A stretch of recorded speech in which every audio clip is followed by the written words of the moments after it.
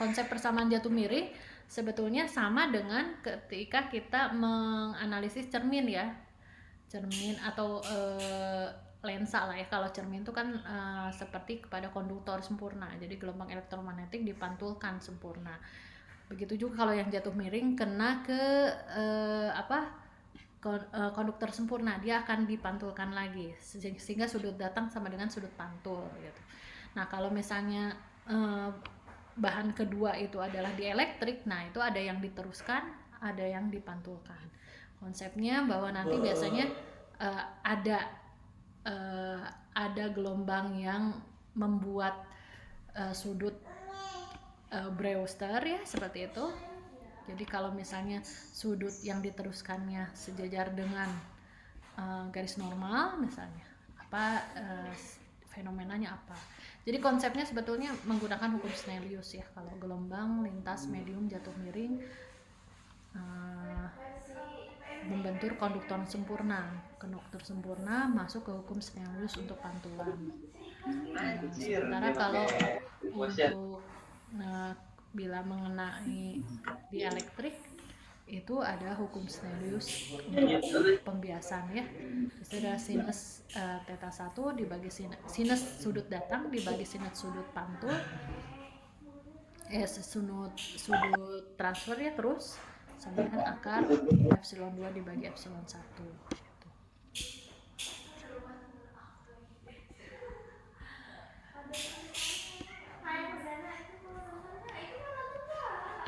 Ini kalau jatuh miring nanti kita akan mengetahui sudut Brewster ya, yang menyebabkan sudut datang ketika koefisien pantulnya minimum. Koefisien pantulnya minimum ya.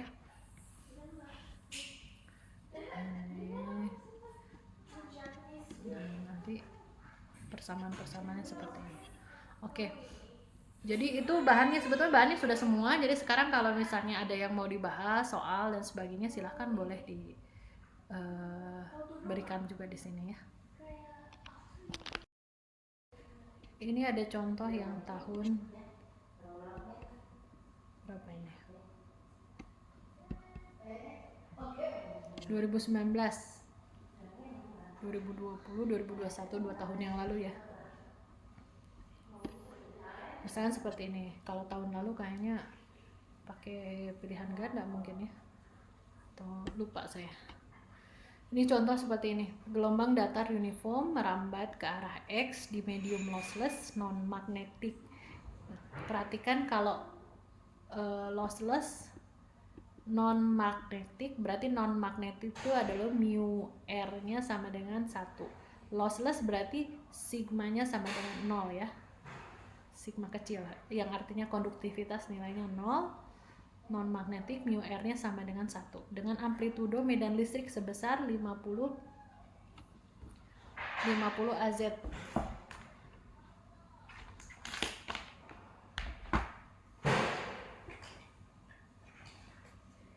Maka panjang gelombang sebesar 25 cm. Diketahui ya, kecepatan lambat gelombang adalah 2 kali 10 meter per detik. Ini gimana cara ngerjainnya coba? Faras? Sudah kebayang? Ini masih yang paling mudah nih. Cari dulu F-nya, Bu. Cari dulu F-nya. Ya, tentukan frekuensi gelombang. Terus cari permitivitas relatif medium. Terus cari persamaan medan listrik dan medan magnet dalam domain ruang dan waktu ya. Bagaimana mencari frekuensinya?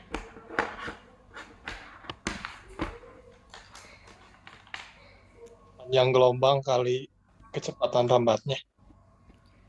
Ya, panjang gelombang. Nggak hafal deh, Bu, rumusnya. Pokoknya itu. Enggak. Ini kan yang diketahui amplitudo, berarti kan EM ya.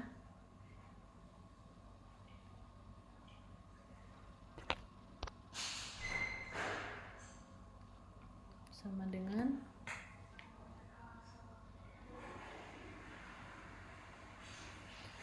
EM-nya adalah 50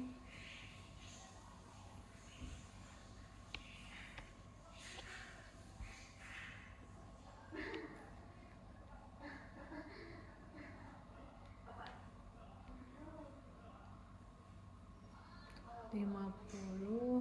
Aduh, susah sekali nulis pakai ini ya.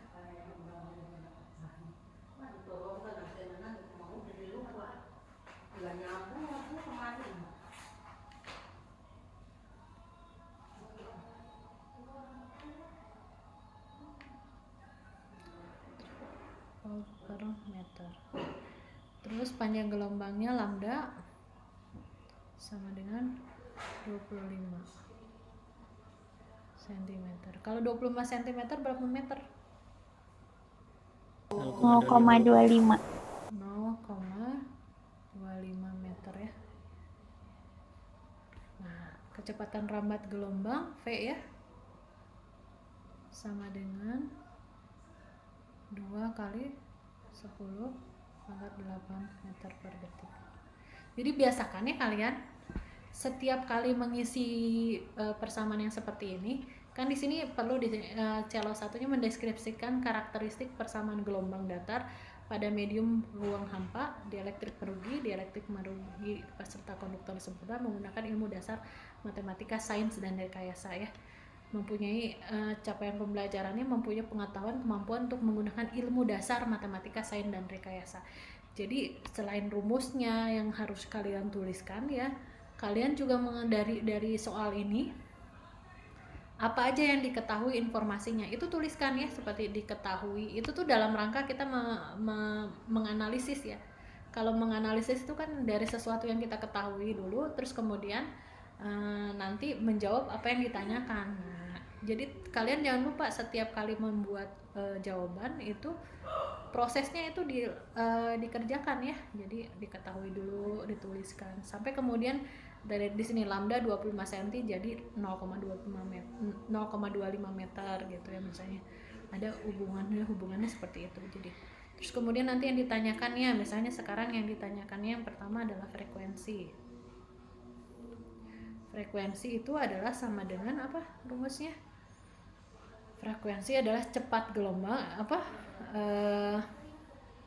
cepat rambat gelombang dibagi lambda ya. Ya enggak? Ini cepat lambda itu satuannya kan meter per detik. Jadi kalau kita lupa rumusnya apa ya? Nah, kita bermain di satuan ya itu. Jadi lambda itu satuannya meter. Coba lihat, perhatikan. Ini tuh sama dengan ya. Ini meter per detik dibagi meter, kan meternya hilang ya, tinggal per detik. Frekuensi itu kan per detik ya artinya. Frekuensi itu per detik. Jadi sebetulnya sama. Jawabannya benar ya. Jadi beginilah rumusnya gitu. Rumusnya adalah kecepatan rambat di udara dibagi dengan dibagi dengan jarak lambda. Berarti di sini 2 kali 10 pangkat 8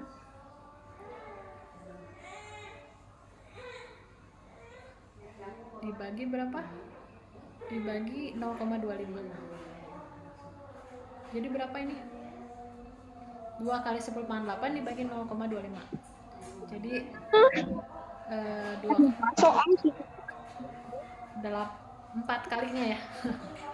8 kali 10 pangkat 0,25 seperempat ya. 8 kali 10 pangkat 8 atau sama dengan berapa per detik? Per detik tuh hertz. Jadi berapa? 800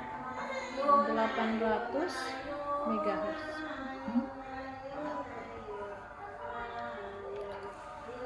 800 mega. Jangan lupa ya dalam menuliskan satuannya mega huruf besar. Hertz itu H-nya besar, H-nya besar, Z-nya kecil. Yang B, bagaimana mencari permitivitas relatif? Dulu betanya, Bu. Betanya boleh. Untuk apa beta? Buat nyari itu, permitivitasnya. Padahal kan ada hubungannya antara kecepatan rambat gelombang dengan di udara dan di bahan ya. Ada hubungannya ya.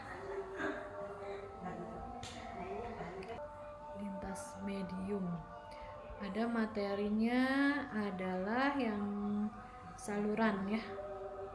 Sebelum lintas medium itu adalah plane wave ya.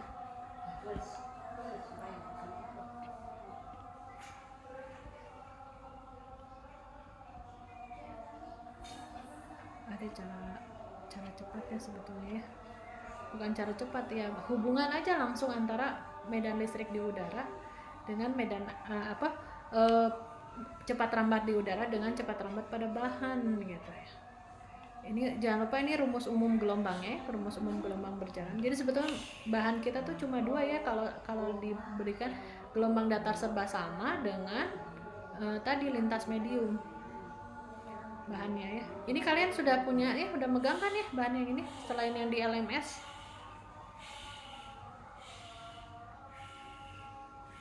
Udah, Bu.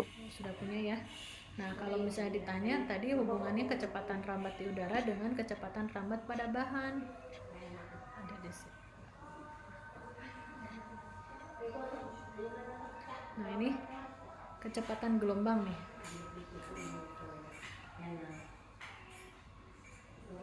Ya. Kalau kecepatan rambat gelombang di udara itu ada 3 kali 10⁻⁸.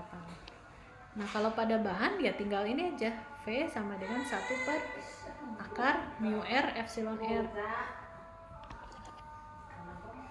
Dari rumus ini saja, V sama dengan 1 per akar mu R epsilon R ya. Bu, itu 3 kali 10⁻8 dari mana? Kan 8 itu yang ini 1 per mu Oh, 0 nggak jadi, epsilon 0 ya kan? Ya, ngerti Bu, ngerti. Nah, dari sini aja ini udah diketahui ya, 3 kali 10⁻8 di udara, dan V ini adalah tadi 2 kali 10⁻8, mu R nya 1, epsilon R nya yang dicari gitu ya rumusnya. Kita balik ke persamaan.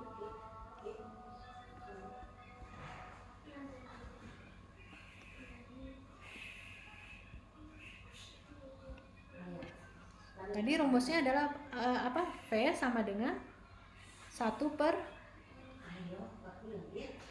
akar mu epsilon gitu ya. Nah, sementara terus kita tahu juga di persamaan tuh gini, 1 per mu epsilon itu sama dengan akar 1 per mu 0 epsilon 0 dikalikan dengan 1 mu R epsilon R gitu ya. Kalau ini adalah C, yang ini berarti tinggal sekarang rumusnya adalah C dibagi akar mu R epsilon R. V nya berapa tadi? V 2 kali 10⁻8 ya, sama dengan 3 kali 10⁻8 dibagi akar mu R nya 1, epsilon R nya yang dicari gitu ya. Nah, epsilon R nya pasti bisa dihitung kan?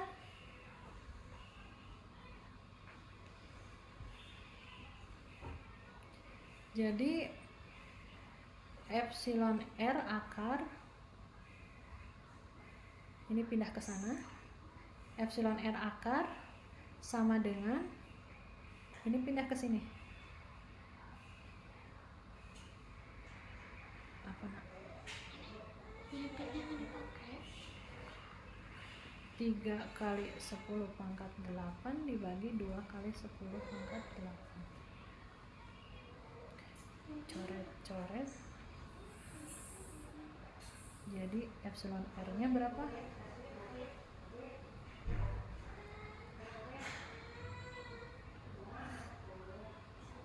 9/4 ya untuk epsilon R nya gitu ya. Dan seterusnya persamaan medan listrik kita cari apa? Beta. Baru nah di sini baru dicari beta, baru dicari eta ya. Berarti di sini perlu beta untuk bagian C, untuk gelombang lengkapnya, panjang gelombang lengkapnya itu kita membutuhkan beta, kita butuh eta gitu ya, nanti untuk mencari gelombang elektromagnetik gelombang magnet ya. Kalau ini beta kan untuk mencari, kan rumus umumnya gini kan, sama dengan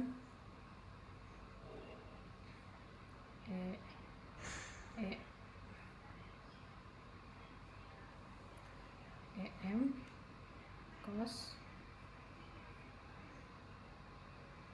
omega T dikurangi beta Z.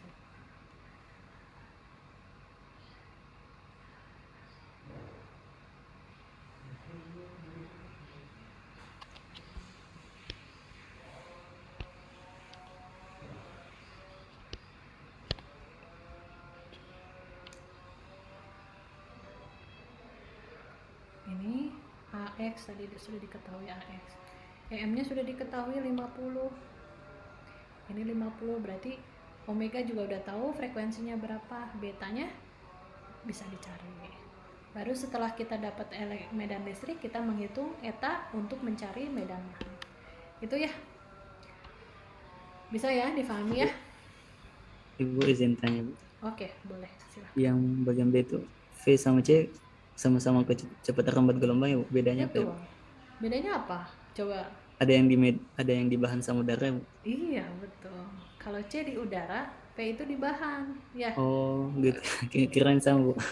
Enggak, beda nih. Gelombang datar uniform merambat di medium lossless non-magnetic dengan amplitudo medan listrik sekian. Panjang gelombangnya sekian dan kecepatan rambatnya sekian. Berarti kecepatan rambatnya di mana? Di medium lossless ini, gitu ya. Jadi V ini adalah kecepatan rambat di medium. Dan jangan lupa kalau angkanya bukan 3 kali 10⁸ pasti di medium, karena di udara itu sudah konsensus gitu, udah diketahui semua orang bahwa kecepatan rambat gelombang di udara adalah 3 kali 10⁸. Nah, sementara kita punya rumus ini. Nah, kita nanti tinggal hitung 1 per akar mu 0 epsilon 0 itu kan sama dengan C. Ya, kita dulu udah pernah hitung. Maka tinggal nanti C dibagi akar mu R dikalikan epsilon R. Itu ya. Siap, makasih, Bu. Jadi kita sudah mengetahui gelombang di udara 3 kali 10⁸ dan pada bahan yang sudah diketahui di soal 2 kali 10⁸, ya kan? Gitu. Oke. Ada lagi yang mau ditanyakan untuk nomor 1 ini?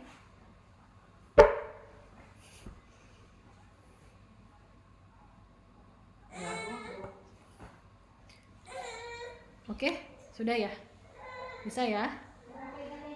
Nah, yang nomor 2, diketahui sebuah gelombang datar medan listrik dengan frekuensi 1 giga. Berarti kalian tulis frekuensi F sama dengan 1 giga. Nah, kenapa juga kalian harus menuliskan seperti ini? Ini untuk menunjukkan bahwa yang kalian ketahui dari soal itu apa saja.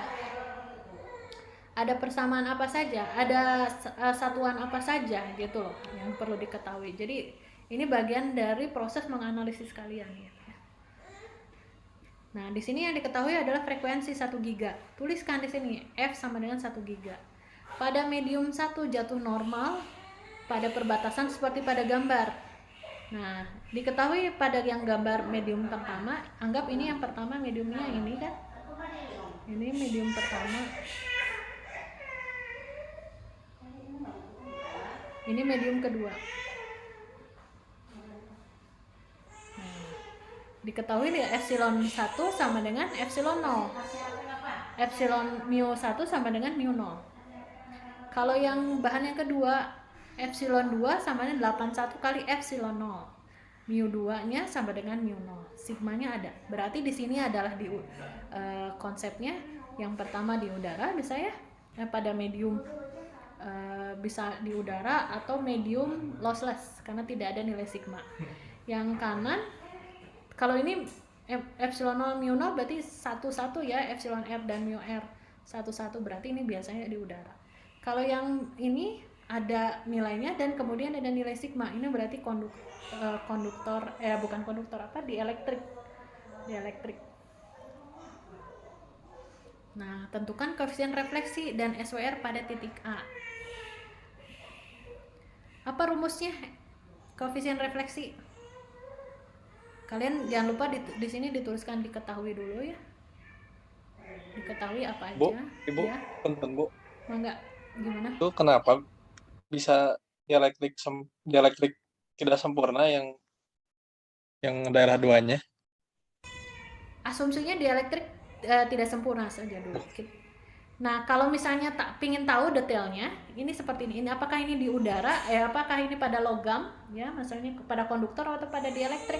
Hitung ini nih, nilai sigma per omega epsilon. Kalau sigma per omega epsilonnya kecil, itu nanti artinya di dieelektrik.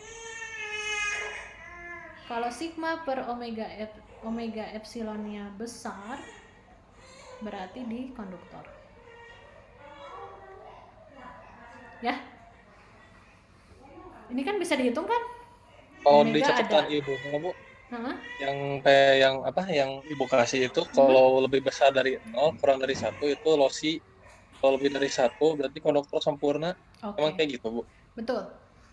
Apalagi kalau besar, konduktornya sempurna. Ya. Jadi kalau Oh iya. kecil itu berarti di antara 0 dan 1 misalnya ya. Kecil kan? Nah, di antara 0 dan 1 artinya dieelektrik. Kalau lebih besar dari 1, apalagi besar sekali, itu pasti konduktor. Nah, ini kan bisa dihitung ya. Omeganya, sigmanya ada 4. Omega 2πf. Epsilonnya ada, bisa dihitung. Untuk apa ini tuh perlu? Karena nanti rumus dielektrik dengan rumus konduktor itu, apalagi konduktor sempurna, itu ada berbeda ya. Konduktor sempurna malah lebih sederhana. Nanti ada nilai nilai skin depth. Nah, itu lebih mudah nanti malah rumusnya kalau dia konduktor. Nah, dari sini koefisien refleksi kita tahu rumusnya apa? Eta ya, koefisien refleksi yang ditanyakan. Eta sama dengan eta 2 dikurangi eta 1 dibagi eta 2 ditambah eta 1. Gini ya. Koefisien refleksi. Hitung dulu koefisien refleksinya. Eta 2-nya, impedansi intrinsik di bahan yang kedua. Bahan yang kedua rumusnya masukkan. Masuk mencari eta 2. Terus nanti dikurangi eta 1. Nah, dapat ya koefisien refleksinya. Setelah dapat koefisien refleksi baru dapat mencari SWR. SWR sama dengan apa? 1 ditambah. Ingat aja kalau koefisien refleksi itu 2 dikurangi 1. Kalau ini SWR 1 ditambah koefisien refleksi dibagi 1 dikurang koefisien refleksi. Yang kedua, yang bagian A ini udah misalnya rumusnya. Nanti kalian tinggal mencari masing-masing nih impedansi intrinsik. Kalau impedansi intrinsik di udara kan gampang ya. Ini langsung 120 pi atau 377. Yang agak susah menghitungnya nanti di eta 2. Yang B itu apa yang B? Amplitudo medan listrik yang diteruskan pada medium kedua. Berarti ditanya adalah medan listrik, berarti E terus ya. E terus itu perbandingannya adalah E datang dibagi koefisien terus ya. Kan kita tahu dari rumusnya tuh begini. Kita tahu dari ini bahwa koefisien terus itu sama dengan medan listrik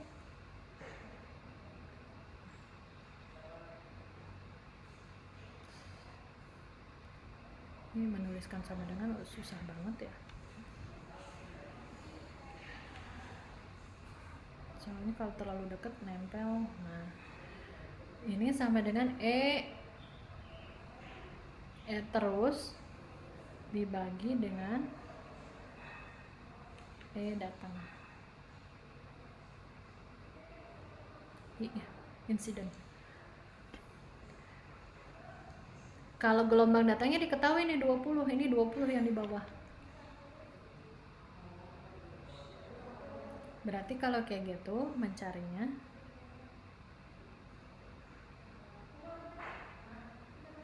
itu yang mencarinya berarti ET ya. ET sama dengan EI dikalikan dengan T ya, koefisien terus. Koefisien terus kan ada rumusnya, yaitu 2 eta 2 per eta 2 ditambah eta 1.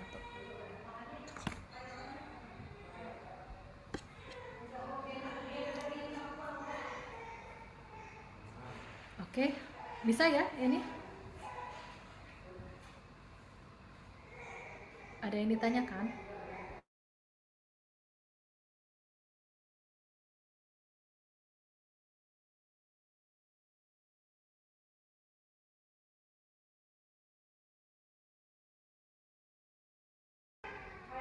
Ada yang ditanyakan? Oh, dari tadi Kalau apa? kalau Gimana? menghitung dayanya pakai rumus Daya, betul. mm-mm. Pakai rumus yang ini. Menghitung daya ya. Yang pi kuadrat per 2R bukan, Bu? Pi kuadrat 2R. Ini loh.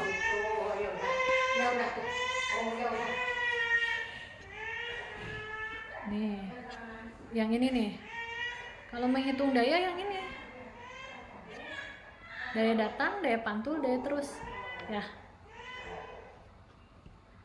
Kan tadi kita menghitung yang ditanyakan medan listrik yang diteruskan ya. Nah, misalnya masukkan dulu ke sini nih. Nah, ini ya. Ini menganalisisnya sama dengan ini. Oke. Sebentar saya break dulu ya sambil saya nyari, ini udah 7% nih, nyari kabel powernya. Saya break dulu ya. Kalian bisa sambil lihat dulu ini. Ya.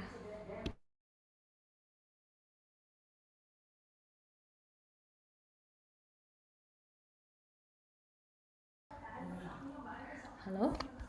Lanjut ya, oke ya. Berarti untuk mencari daya, kita menggunakan persamaan ini ya. Nah, nanti persamaan ini bisa dipakai. Ya. Tinggal dihitung angkanya, tinggal dimasukkan angkanya.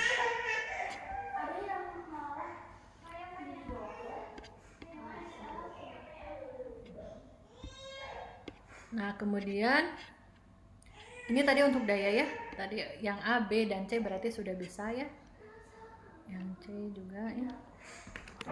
Menghitung dayanya sudah. Tadi ke rumus yang tadi. Nah, yang ini yang nomor 3. Nomor 3 itu pada model ini ya. Jatuh miring.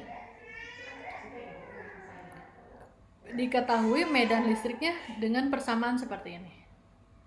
Tentukan frekuensi gelombang yang merambat di udara, sudut kedatangan, sudut refleksi bias ya, sudut, kemudian amplitudo gelombang medan listrik yang dipantulkan pada medium satu udara dan amplitudo gelombang medan listrik yang ditransmisikan.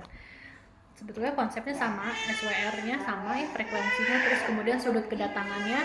Nanti kita masukkan hukum Snellius, ini medium satu dengan medium yang kedua. Kita lihat kalau bahannya, apakah medium yang kedua bahannya adalah dielektrik atau dielektrik atau konduktor. Kalau konduktor ini masuk ke hukum Snellius pada pantulan ya. Snellius pada pantulan kan bahwa sudut datang sama dengan sudut pantul. Nah, kalau dielektrik nanti masuk ke sudut bias. Sudut biasnya itu adalah tadi persamaan Snellius pada pembiasan.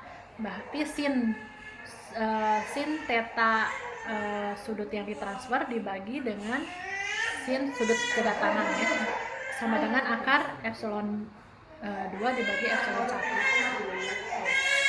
Lalu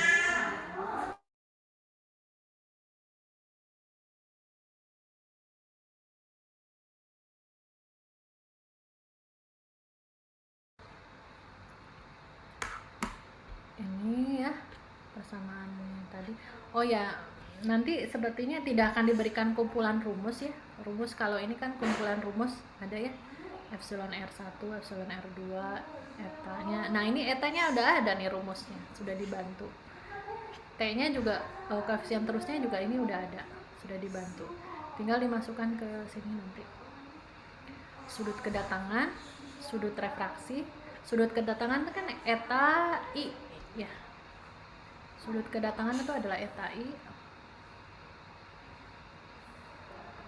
Sudut refraksi adalah eta R.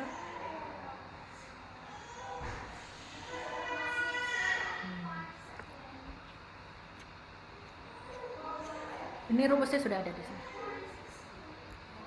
Koefisien pantul, koefisien terus.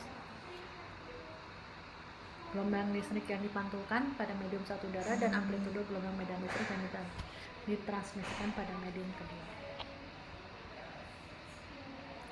Ini kita menggunakan rumus-rumus yang ada di sini nih.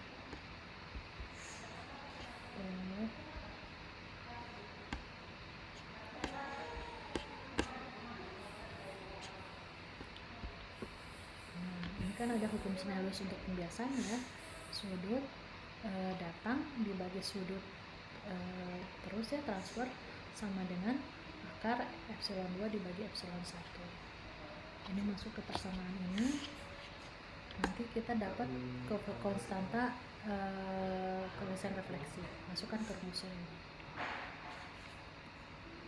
Nah itu aja. Ini sebetulnya rumusnya dari sini semua ya. Jadi nanti kalian boleh melihat ya materi ini. Silahkan. Sampai sini ada yang mau ditanyakan? Ada yang punya Bu, soal lagi? Ya. mau bertanya Bu. Ya silakan. Itu teh polarisasinya vertikal atau horizontal Bu? Rumusnya juga beda soalnya. Oke. Rumusnya yang ini masuk ke vertikal atau horizontal gitu ya maksudnya ya. Supaya mau ambil Ya Bu. supaya kita memilih rumusnya yang mana gitu kan ya. Ya, kayak gitu. Oke, kita lihat.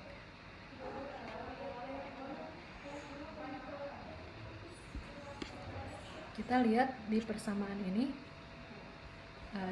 bagaimana kita menentukan bahwa dia itu adalah vertikal atau horizontal.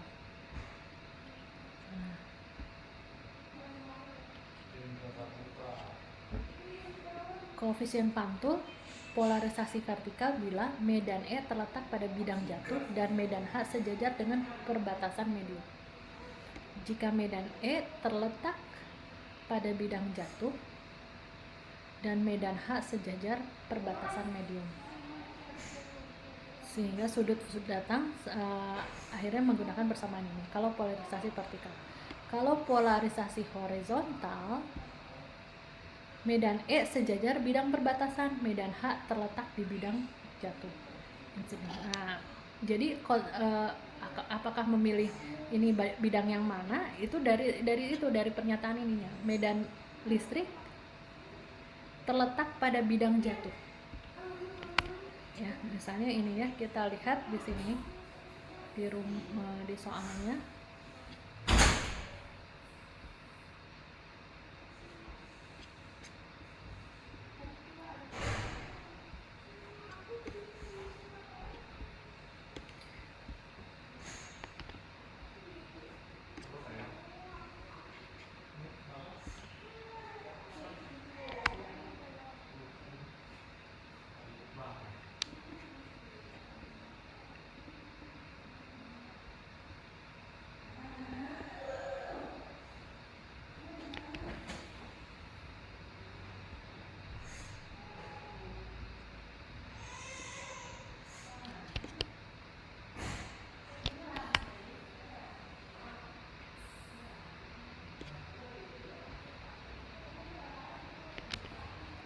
Nah, medan listrik terletak pada bidang jatuh dan medan H sejajar perbatasan medium. Di sini lihat, medan listrik itu ke arah misalnya ini ya. Sementara medan magnet itu keluar. Medan listrik terletak pada bidang jatuh dan medan H sejajar perbatasan medium.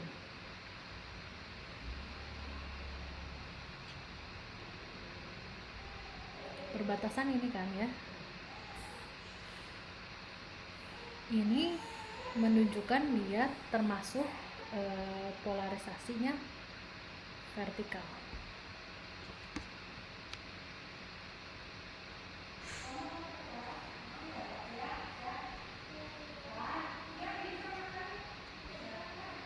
Bu, itu yang hanya tuh maksudnya bulat gitu teh apa, Bu? Itu keluar kan konsep kaidah tangan kanan. Berarti kalau misalnya seolah-olah ke sana, medan listriknya ke sana ya, arah rambatnya ke bawah, misalnya arah rambatnya ke bawah, maka medan magnetnya ke arah kita, keluar gitu. Itu tuh titik tuh masuknya seperti itu ya.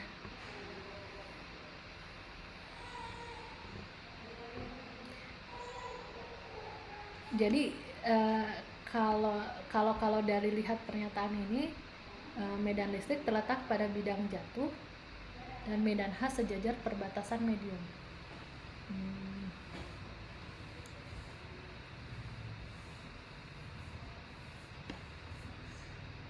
Itu masuk ke polarisasi vertikal. Ya vertikal. Perbatasannya itu yang sumbu X, Bu. Perbatasannya yang ini. Ini perbatasan sumbu X, betul. Perbatasan ke arah sumbu X.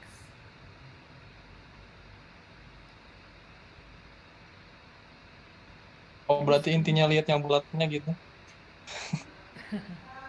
Nah, medan listrik terletak pada bidang jatuh ya.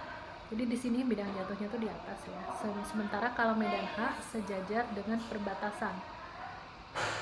Kalau ini perbatasan. Perbatasannya itu ini tuh seharusnya ke arah kan ke sana Z ya, arah rambat.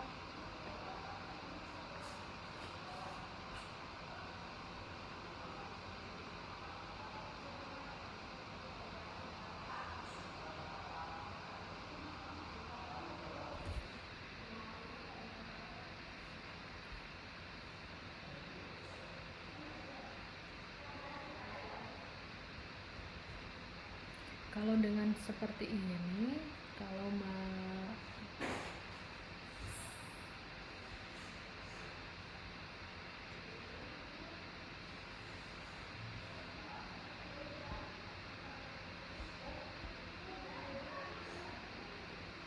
masuk sebagai horizontal ya, kalau rumusnya masuk sebagai horizontal.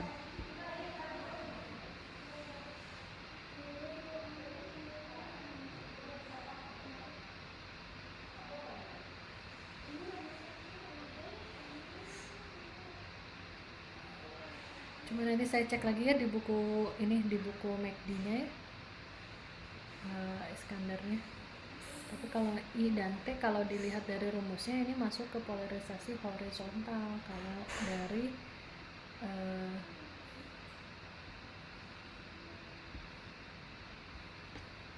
rumusnya ini T dengan I ya, T dengan I itu berarti TI itu polarisasi vertikal. Polarisasi vertikal. Kalau lihat dari rumusnya ini masuk ke polarisasi vertikal.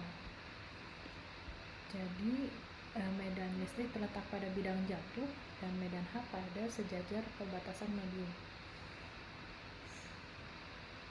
Sementara kalau medan polarisasi horizontal, medan E sejajar dengan bidang perbatasan Jadi kebalikannya medan H terletak pada bidang jatuh.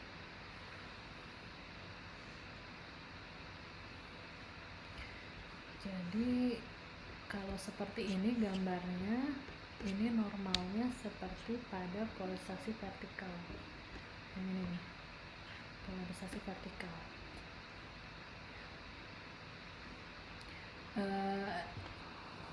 Dimasukkan dulu aja ke rumusnya ya, nanti coba saya baca lagi, nanti saya infokan ya di kelas gimana prinsipnya.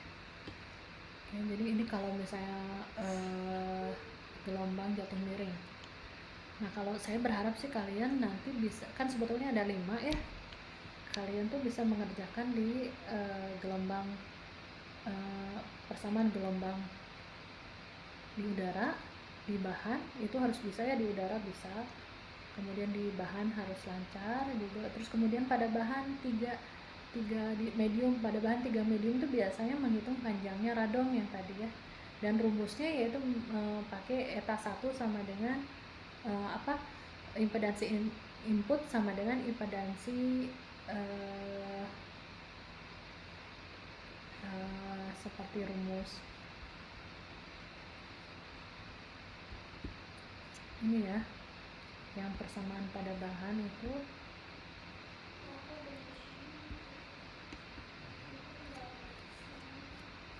jangan lupa menggunakan rumusnya ini, lintas 3 medium. Nah ini impedansi input sama dengan impedansi 1 pada bahan pertama dikalikan dengan impedansi kedua ditambah C impedansi pertama tan beta 1L dibagi dan seterusnya. Syarat matchingnya impedansi yang kedua sama dengan impedansi input ya. Nah nanti bisa mencari panjang radongnya adalah didapat dari persamaan ini sebetulnya. Akhirnya panjangnya adalah kelipatan lambda per 2. Itu yang 3 bahan. Terus yang keempat adalah pada jatuh normal. Jatuh normal itu ketika menghitung koefisien refleksi, koefisien terus, daya, medan listrik gelombang datar, medan listrik gelombang pantul misalnya ya. Terus kemudian medan listrik gelombang terusnya berapa, terus dayanya. Nah itu ya, ini kuasa itu yang biasanya lebih mudah. Nah ini yang dengan kemiringan itu biasanya bonus. Jadi saya berharap kalian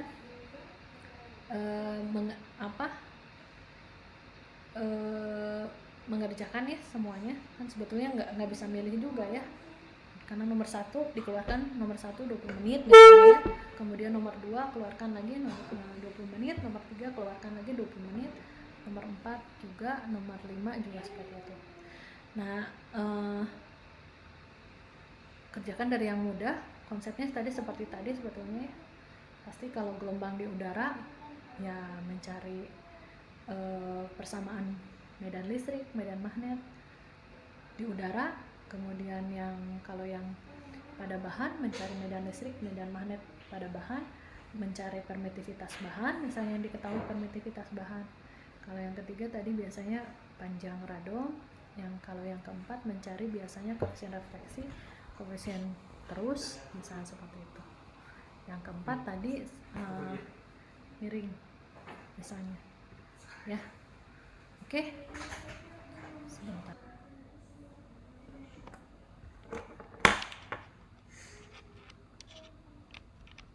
Halo? Bentar ya.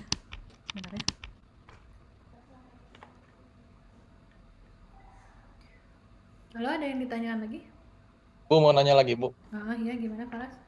Tadi nomor yang gelombang jatuh miring itu kan kayaknya yang 4 AX tambah 5 AY tambah 6 AZ gitu. Itu teh gimana caranya biar jadi cos Bu? Biar Biar jadi cos. maksudnya biar sama kayak di PPT persamaannya ya. Seperti ini ya. Cara ngubahnya lupa.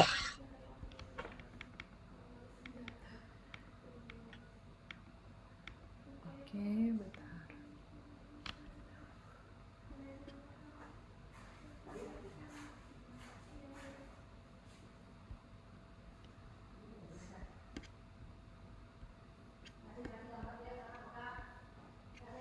Yang ini ya. Ini kan sebetulnya dia membentuk vektor ya, 4AX tambah 2AY dikurangi 3AZ ya, di pangkat minus J 6X tambah 8Z ya. Ini kan alfa ya, gamanya itu adalah 6X ditambah 8. Ini tuh adalah kalau ada Z-nya itu masuk ke persamaan Z, ini persamaan di depannya itu sama, mengikuti ke rumus yang ini.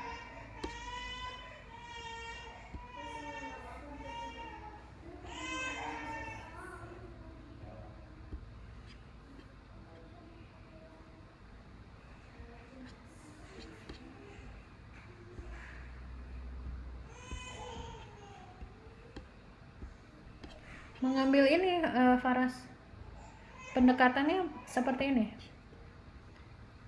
kan, rumusnya ini ya, rumus umumnya E sama dengan E0 E pangkat minus J beta Z.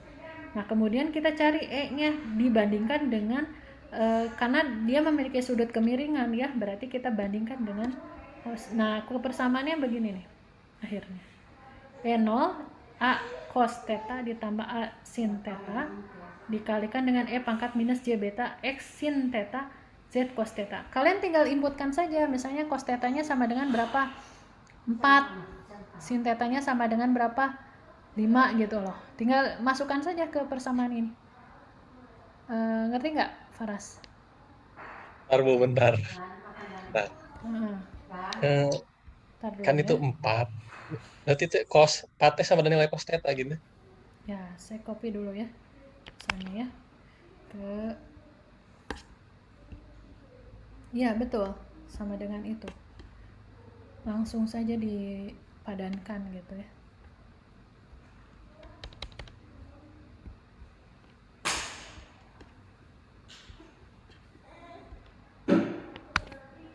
Susah pindahin.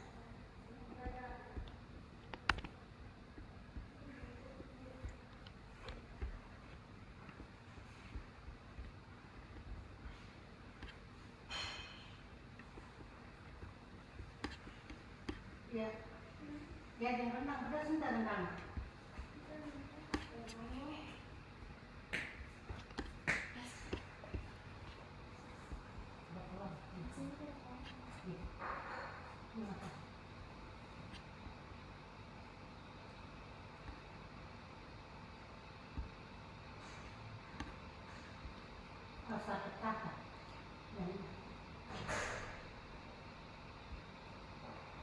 Nah, jadi iya betul, tinggal 4AX, X itu kan cos ya, AX cos theta, berarti cos theta-nya sama dengan 4 tambah 2AY.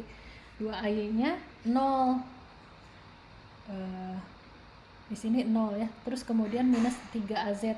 Minus 3AZ berarti sinnya minus 3 gitu. Kemudian X sin theta-nya sama dengan 6.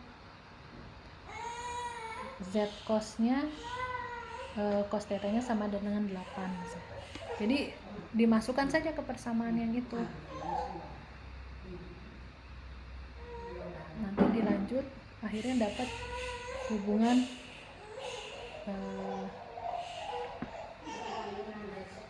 gelombang elektromagnetik dan sebagainya.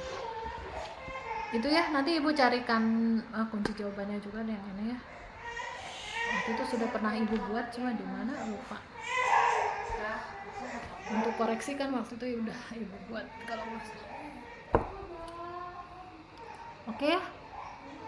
Kayaknya kondisinya juga agak-agak ramai di sini. Anak saya agak rewel mungkin. Jadi sepertinya saya cukupkan saja ya. Kalau misalnya ada yang mau ditanyakan, terus ada kalian menginginkan pertemuan lagi hari biasa misalnya ya, boleh nanti kontak lagi ya sebelum UTS gitu. UTS kan hari Kamis ya. Boleh nanti kontak lagi saya. Oke gitu ya. Oke Faras, itu dulu ya. Iya Bu, siap. Iya Ibu. Oke ya Farah. Nanti kalau misalnya masih ingin pembahasan lagi, misalnya kalian menemukan Bu ada soal seperti ini gimana jawabannya, boleh kalian japri, aku hubungin saya lagi ya, atau nanti kalau misalnya ingin pertemuan lagi sebelum UTS ya tanggal hari Kamis, boleh kita ini lagi kontak.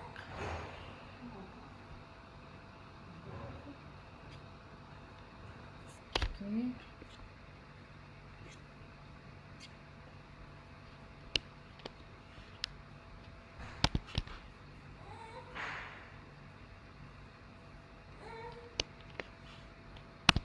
Sementara untuk absensi